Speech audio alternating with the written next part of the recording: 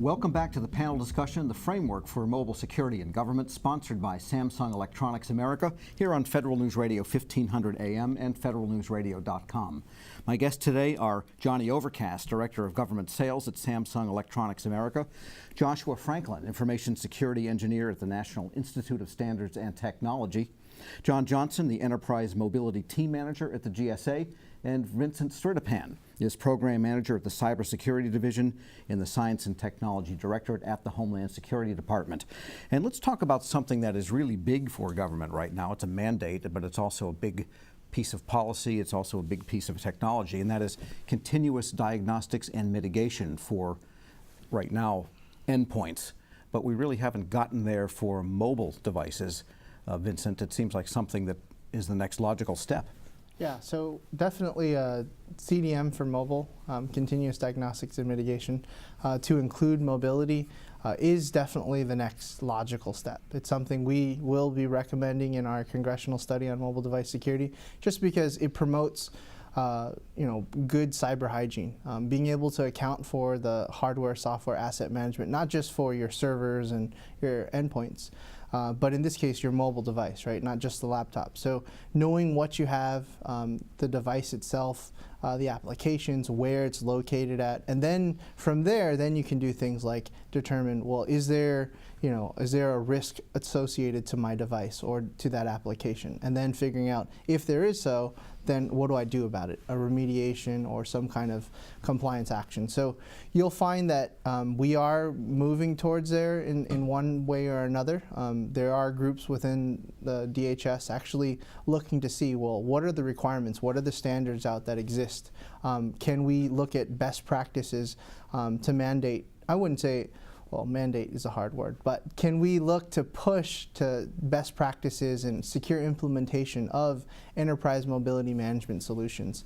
I will say that, if you look at CDM historically and how it's been going for the last few years, you'll see that it is a multi-billion-dollar program that has excluded cloud and mobile. There's FedRAMP for cloud, and now when we look at mobile, we're thinking, well, we can't say there's no more answer, we don't cover it. So we have to account for that. What we actually have is very important, and what we actually need to do about it is also important. So what about mobile device management programs? These are fairly sophisticated. There's a big ecosystem of vendors that offer them. Great. Isn't that really giving us that at this point? So CDM? yes, that is the first step. I mean, knowing what you have is great, but when you know something's bad in the sense of like, okay, I have a threat or vulnerability that applies to the device, well, what do you do about it, right? The MDMs can take action, but they actually don't have the mobile threat intelligence to say, hey, something's wrong, now go take an action, right? So needing that knowledge or that intel is important. So you'll find that, characterizing, yes, I have a device, I've enrolled it, it belongs to X, employee, it's within the U.S. or outside the U.S., but then figuring out, well, it's at risk, right? And this is why. This is the behavior that we can see on the network or on the device, and therefore we'll do something about it. That part is not within MDMs to do. It's not their lane. Okay. So is that something, Johnny, that you would have to add to a device at this point to be able to broadcast to some sort of enhanced MDM, here's what's going on with me. I'm a Samsung device. Yeah, that's a good question. So with Samsung devices now, we have over 1,800 of these programming interfaces. Probably approximately 700 of those are dedicated to Samsung Knox and that security platform that I described. There is a way for the MDM to tell if a device has been, or if there's an attempt to root the device or do something bad, and there's an automatic shutdown of that enterprise portion of the device. So that is an existing capability. Now, to Vincent's point, we can, the MDM can know that, but what happens at that point, is something that is the holistic, the holistic solution that would be employed by an agency, and I know that's something that's being worked on. So there is the capability to inform if there's something malicious happening to the device, and the ability to lock down the device from that perspective. And then beyond that, part of the monitoring that's being discussed is to be at that security standard. So on our devices, you have what's called common criteria mode. There's a National Information Assurance Program that we've engaged in. We've gotten certification. So that is a way for manufacturers to increase confidence, if you will, in assurance within what we're talking about, the CDM question. So. All right, so John, you must be looking at a lot of that at GSA because your vehicles have MDM on them, and you also have CDM vehicles. You know, this is the ability to do CDM, as the way Vincent described, is contingent on knowing what you have for an inventory. An MDM only secures the devices that you have an MDM placed against it. This is something that's been a continual effort, not only through the Office of Federal Procurement Policy, but the Federal OCIO, through strategic sourcing. I mean, there are agencies out there that know exactly what it is that they have, and they know exactly how it is it's being used. Department of Navy, FBI, Department of Justice, DHS, GSA, Social Security Administration, EPA. There are also agencies that still have really no clue what it is that they have, how it is being used, where it is at. If agencies or personnel are buying devices via purchase card in order to get some outpost, a mobile device, in order for them to do their job, and it doesn't make it back to headquarters, A, the device is not going to be secured, and B, it's not going to be part of the inventory. Therefore, C, if that device then ends up having any access to the back end, it ends up being a security threat. Yeah, I heard the CIO of one cabinet-level agency that I won't name now the other day say that they hired a contractor to just poll their network to check their inventory, and he said they found hundreds of devices, endpoints, that they had no idea were even connected. Yeah, and that's part of the reason why when you think of CDM for mobile, is that it has to be in an automated fashion, right? Being able to tally what devices we have, you know, where they're located, what applications, all of this has to be done, not something where it's a data call and it's people on a spreadsheet putting it in. You'll be surprised. A lot of the FSMA pieces that you'll find is manually done. We don't have automated controls or automated capabilities, and so when you think about CDM, that's the reason it exists, right? Or at least part of the reason, where we can do continuous monitoring on our assets, and so having that automated feature is necessary. Joshua, we're going to return to NIST now for a moment because this is something, again, one of those areas where you're publishing the standards, but also trying to find out what's coming down the line. Are there MDM basic requirements now that you've identified? Yeah, so NIST does have a standard for mobile device management, and that is SB 800-124, which is a standard that we are looking to update in the near future. But what I'm actually really excited about here is this, multi-billion-dollar DHS program that I'm really hoping will change large portions of the, of the cybersecurity industry here. Actually, doing all this automated scanning and then in an automated fashion responding to those issues is something that we've sorely needed for a long time. And so I know NIST is really looking forward to basically helping Vincent and DHS however they need in this fashion. And if I could mention one thing that we've looked at with NIST and the National Cybersecurity Center of Excellence is that they do have federal builds, reference implementations of a mobile device management solution, or how should we do mobile securely. So it's something that we look, whether now or in the future, to partner with NIST going forward.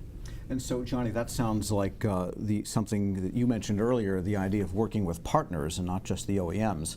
And there is a large ecosystem of carriers, of resellers, of VARs that all move mobile devices and every other kind of device into government. And so they would need that ability to build that build that's according to the NIST framework and whatever the agency also needs, so that you get this imaging of the device, just like they used to image all the hard drives when agencies bought big numbers of PCs. Yeah, that's a great point, and you're absolutely correct. There's a large ecosystem of partners, carriers, value-added resellers. I think one of the ways that Samsung is approaching this issue, or could, is that we have tools where you're able to custom configure a device without changing the fundamental operating system or different layers of the device. So what I mean by that is we have tools where you can put out there a standard image or a standard look of a device. So that's one way to answer it. So we call it Knox Custom Configurator. So that's one way to do it. The other way, again, is to remain flexible and nimble, and that's what we'll continue to do, is look at the requirements and see how we best meet them. But that's as industry, as Samsung, we have to continually adapt and, again, put it out there, open source, if you will, ways that our partners can deal with this specific image or specific conformity, if you will, to meet these requirements.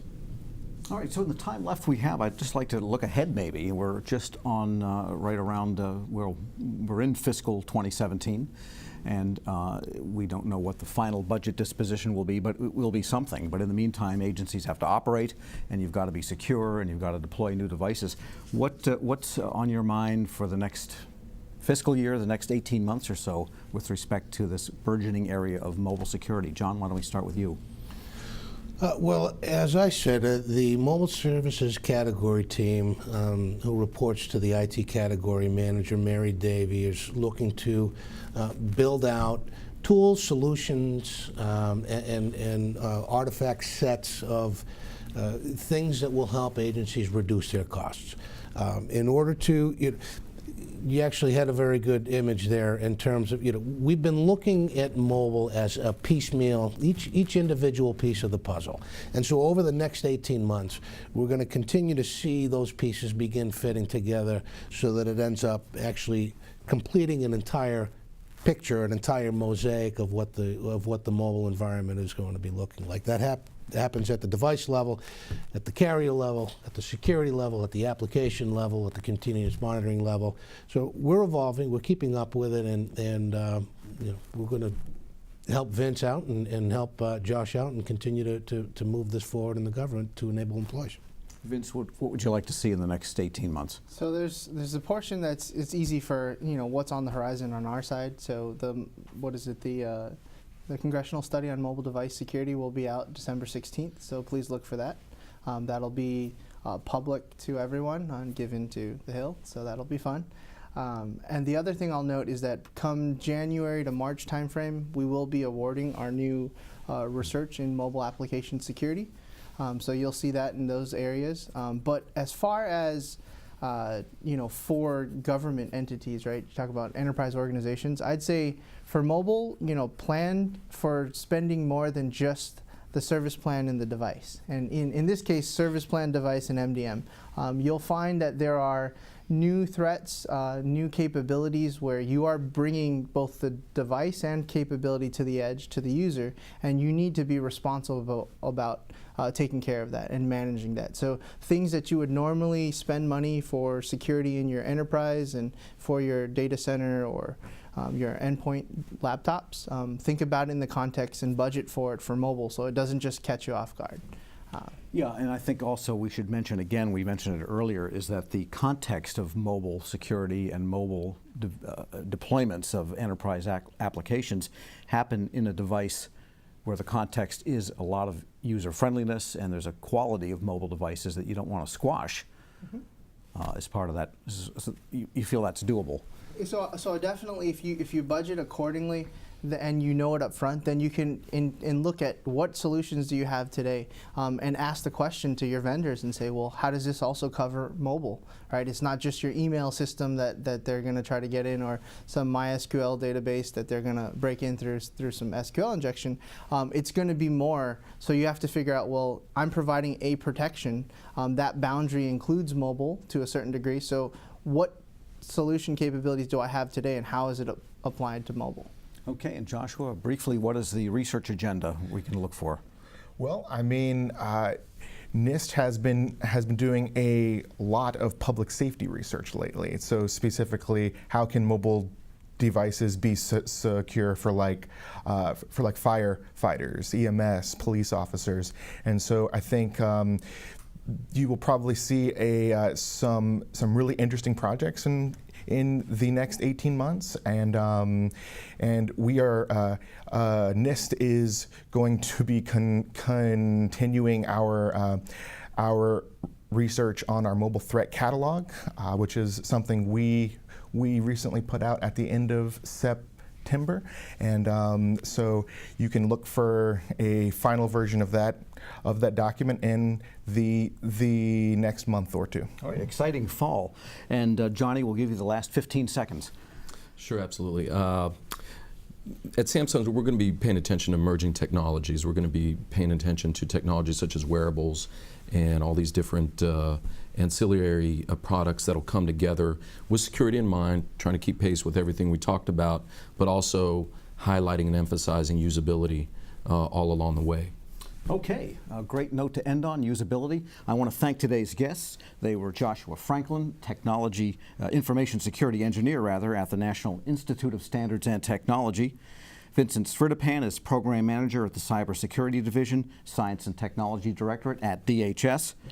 John Johnson, Enterprise Mobility Team Manager at the GSA, and Johnny Overcast, Director of Government Sales at Samsung Electronics America.